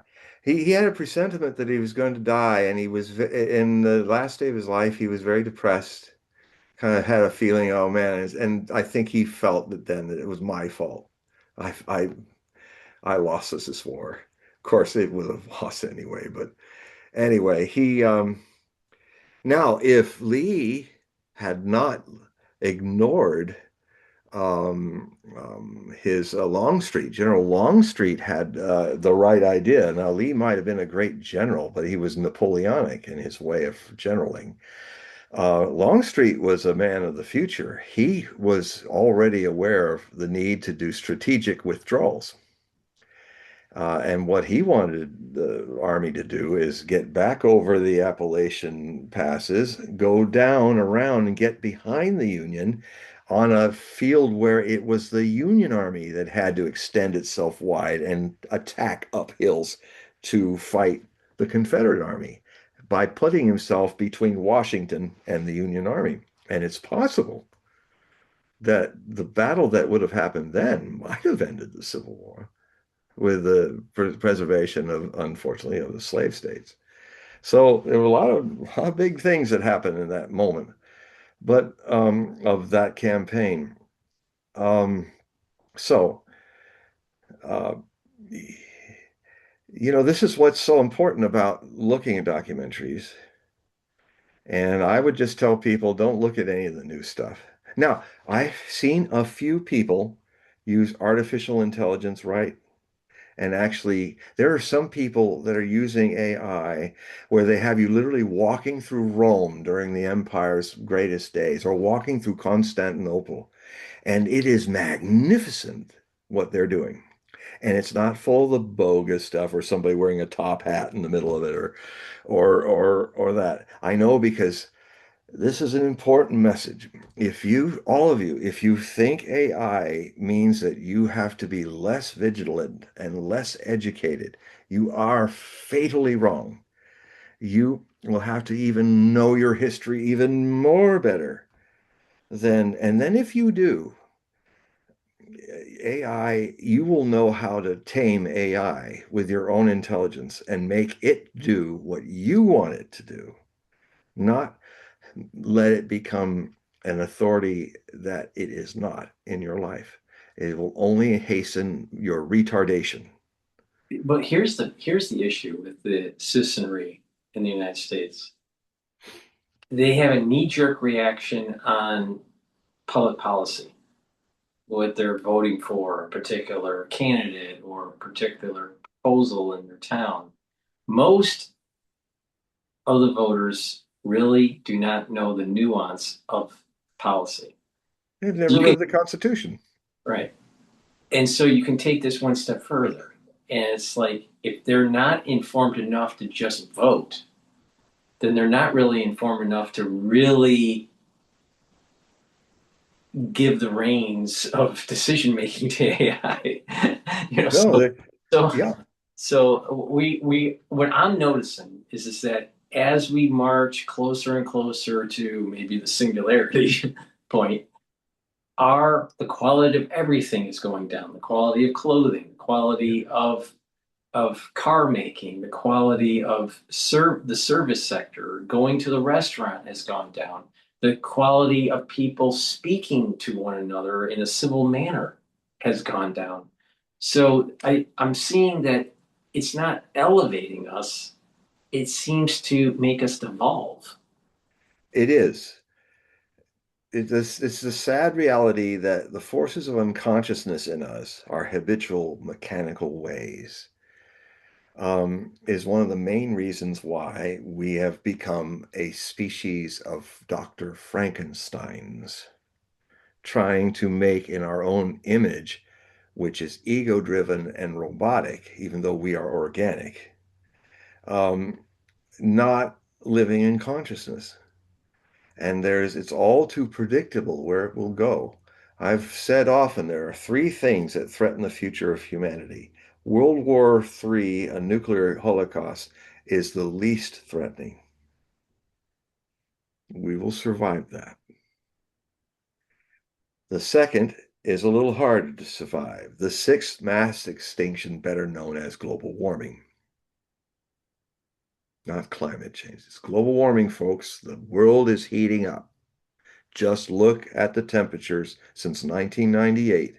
The aggregate of the rising falling temperatures is up, up, up. Even if you have a down and an up, it's all going that way. With so so that's the second one. But I've been saying since 1990, I used to call what people call artificial intelligence today. I called it virtual enlightenment. Virtual enlightenment. I'm virtually enlightened. I'm virtually a Buddha. I'm virtually, look at me, pretend a Christ conscious being. And I wrote about how this would cause a climate where in our collective souls, in our collective intellect, that we would be extinct from it. This is the greatest danger, and we've entered it now with the other two looming. Um, this idea that we should be a Dr. Frankenstein creating this monster. Now, Monster has, in 16th century French, since I've studied it with Nostradamus, has a very interesting meaning. Monstre also means to show some divine omen. Monstre means um, to reveal and as well. So monstre means some vision, some frightening thing, a warning. Frankenstein, the monstre, is a warning. And artificial idiocy is, I would have everybody never call it intelligence again. If you're an intelligent person, you will not call you will not call intelligence artificial. That is the greatest oxymoron ever made. I'm almost smart. I'm almost creative. I almost have revelations that make light bulbs light. Almost.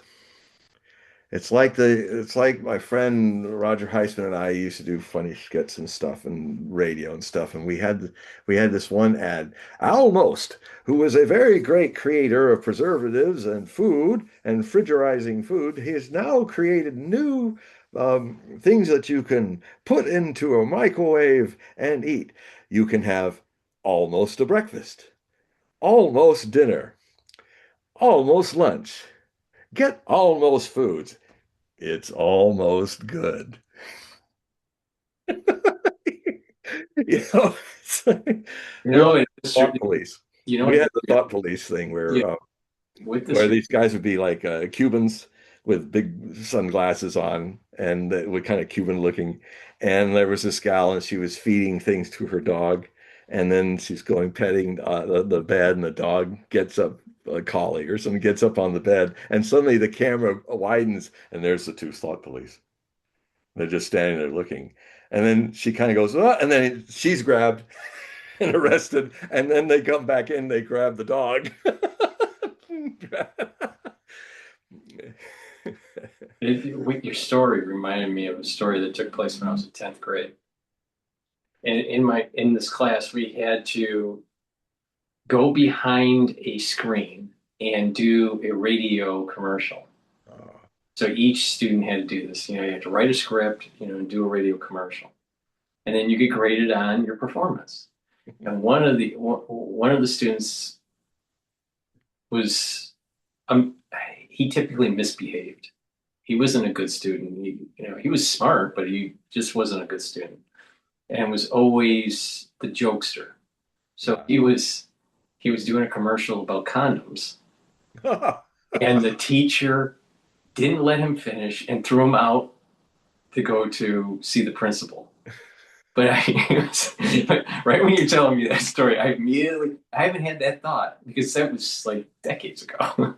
That must have been in 86, 87, 86, I think it was 87, 1987 when that happened. So yeah, I would do something, a variation of that. I don't remember what. If I was behind the sheet doing it because of this incredible pollen season that we had. I mean, it literally the next island I see out my window here, it looked like it was having a drizzle over it. And then I looked closer and it was yellow and there was no rain clouds above it. It was literally yellow clouds of pollen. My roof is still yellow, and so uh, uh, so I would do an ad about uh, to what trees come. They come. The come of trees. Shall they come forth? And do it a little Shakespearean, To be or to not be coming would be unbecoming, would it not? I remember that and getting thrown out of the class for that. But What did he become? What did he become? A dictator of Bosnia or something? I have no idea. Some other Eastern European country? Maybe, who knows? I'm not sure. I mean, I didn't keep any contact with people that were from my high school.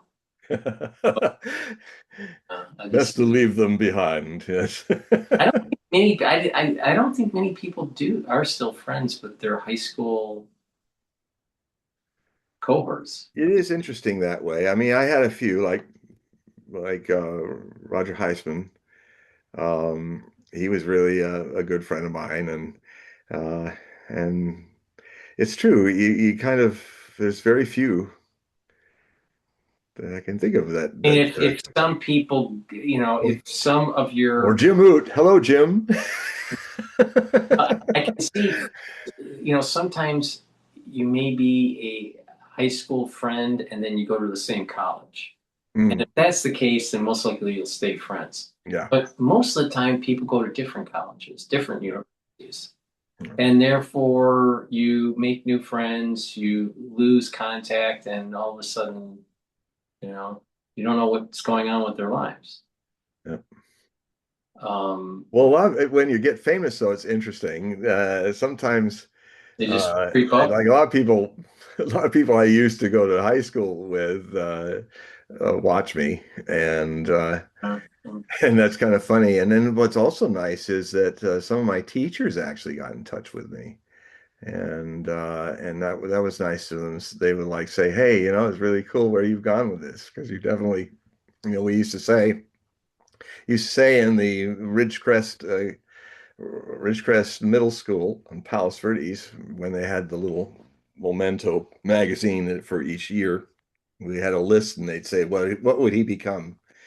And mine was he'd become a library, a history library. He would morph into a history library.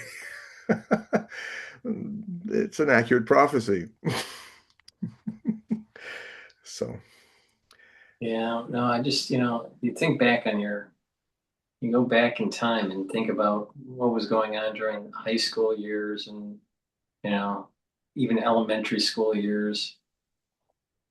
And those are formative years for an individual, it is. you know. You're starting to awaken into your sexuality and all kinds of things are happening. Yeah, it was a lot of things happen. I mean, it was when I was 15 that I discovered the music of Wagner. It's been a lifetime love affair for me in opera. And then it was because of that that I did a little hiatus in my trajectory, which was always meant to be a writer. And I tried and almost succeeded in becoming an opera singer.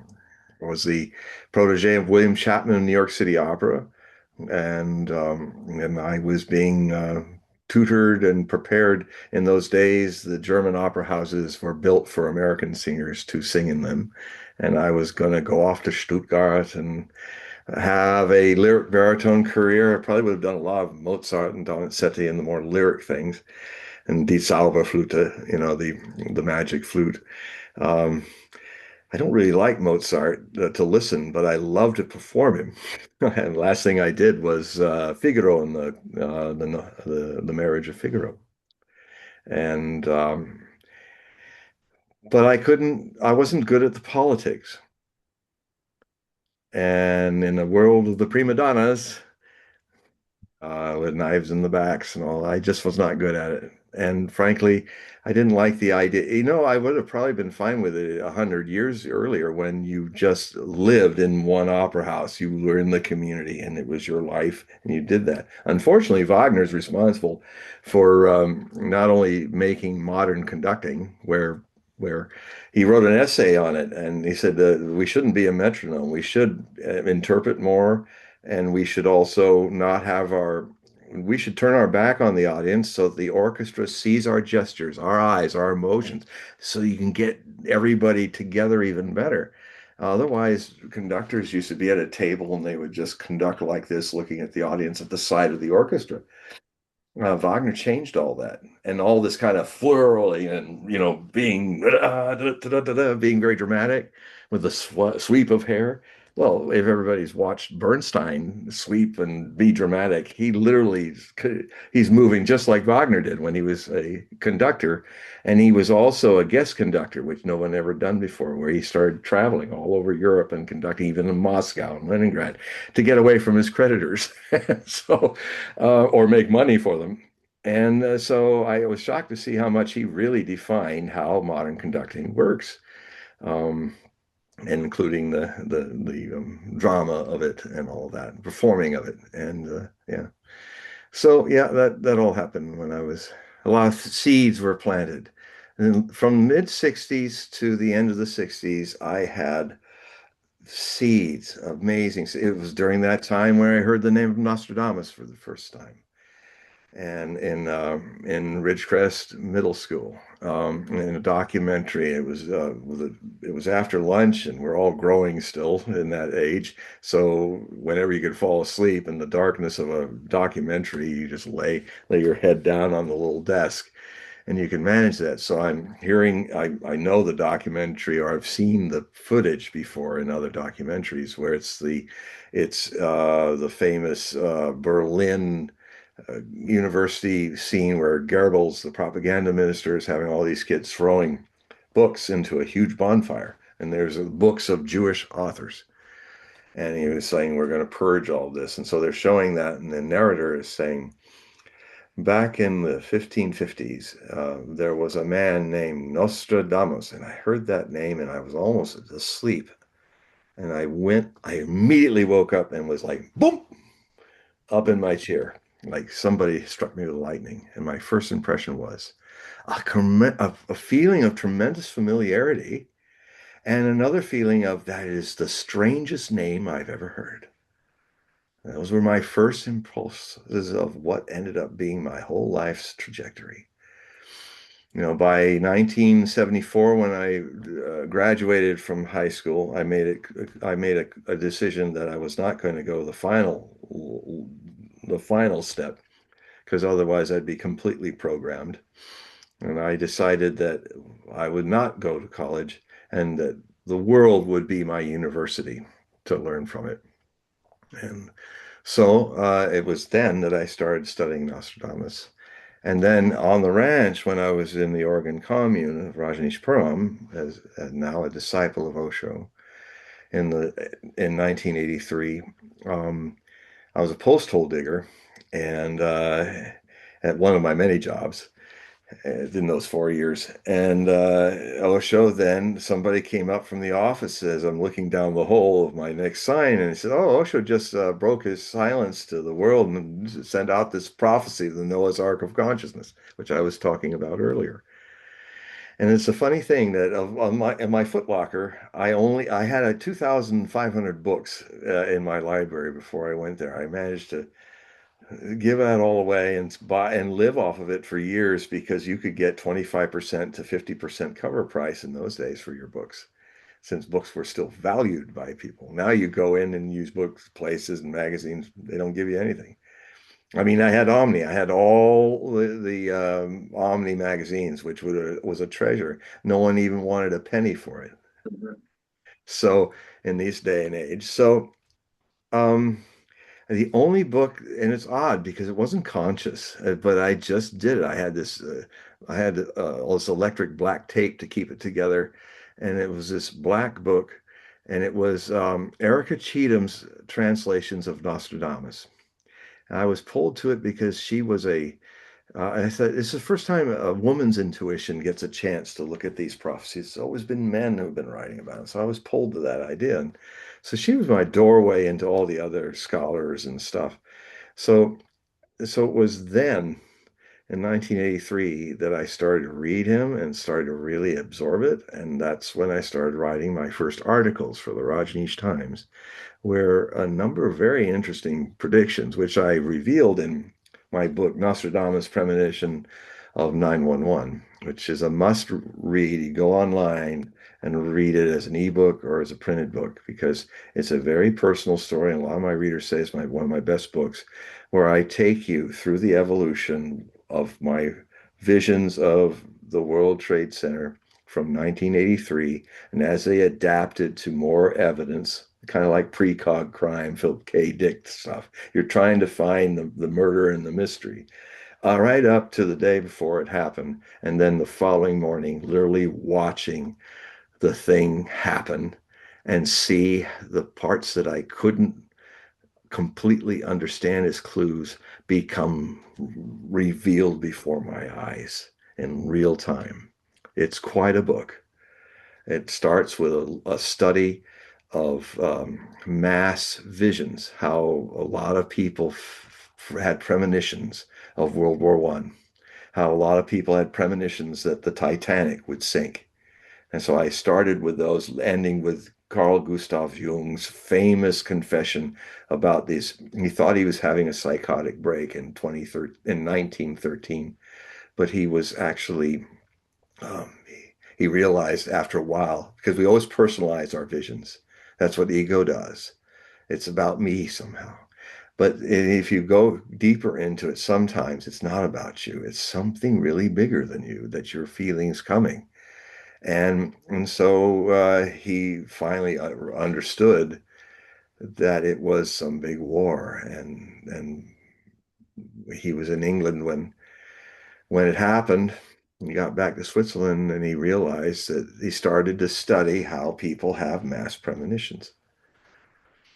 And there were a lot of mass premonitions about 911 because 911, not since 911 have we entered a period like we are now, where something like that changes the course of all our lives into another historical pathway, all our lives across the world. What is happening now in this year, with the culmination coming soon of the Ukrainian-Russian war, where Russia will win it, what's coming now, where Iran has now become in this war the fourth power in this world. America, Russia, China, and now Iran has now, in this war, become a power to be reckoned with. And it will see the rapid end of America as a hegemon. Well, what's interesting is Brzezinski wrote in his chess uh, Mm, chessboard book. I yeah, know the title, but yeah. he mentions that the worst case scenario that he saw was an alignment of Russia, Iran, and China. But the probability Well, we is low. But right, but we Well, have. yeah, he's right, but he's right. It's a triangulation of powers that literally he kind of partially seen the future, but he couldn't wrap his because of his biases. He couldn't understand why that it would be America's hubris and foolishness and strutting around like a great superpower that it hasn't been for decades. And there would someday come, it's like the bully who's not really that good a fighter. He always scares the kids in the sandbox. But it's always happens that someday he meets his match and they get thumped on their butt. And now the rest of the people in the sandlot called our countries now know that we are no longer anything but a paper tiger as a country. We are not this world unipolar hegemonic force anymore. We haven't been for years. It's the curse of people who win wars is they never reflect upon how they won the war. They think, oh, well, we won, therefore we don't need to learn anything. We've won. And so what happens is they stop growing. And what happens is they suddenly wake up to a world where they're 20 years behind China and Russia when it comes to hypersonic missiles and electronic warfare, and and there's no way they can catch up. The hegemon victor is always made of clay feet. And it just happens. And in this higher paced society, it doesn't take hundreds of years for Rome to crumble. It might take 100 days. America's in its 100 days. They're going to make this war a long war, as I said they might do in my last Hogue prophecy report. It'll either be violently short or it'll be a lingering war. And Trump seems to, in his mental decline, seems to have forgotten the need to have a decent midterm election. It's almost like he's given up on that, but he's declining very fast. And I've said that I'm not even sure he'll be a president even at the turn at the midterm elections. Well, I think they'll probably drag him through it as much as they can. But I wouldn't be at all surprised if he doesn't last much longer after that, gets impeached or retired. And then J.D. Vance will have a chance to really show he's got a lot of growing to do. But it's one of these weird things about prophecy. I said, I have this feeling that if he grows, if he gets into the job and has to spend 2 years learning how to be president, he's going to be president again because he might turn out, if he pulls from his Appalachian soul the right lessons, he could be a great president. Now, that's saying a lot. It all depends on whether he learns. He may not be a great president, but I see his potential. And it's odd. This happens a lot in this prophecy business. You see, I'm constantly saying, no, not him. I'm very doubtful and skeptical of my prophecies. Like Trump, him? I have to watch him since 1990. Why?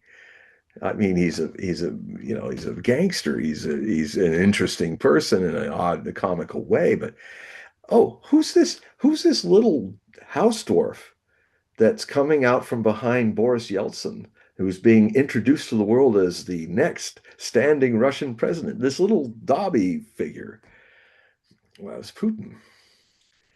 And in both cases, they have become very significant leaders of the world. Because if I gave words to it, the vibe was watch them. They are men of destiny.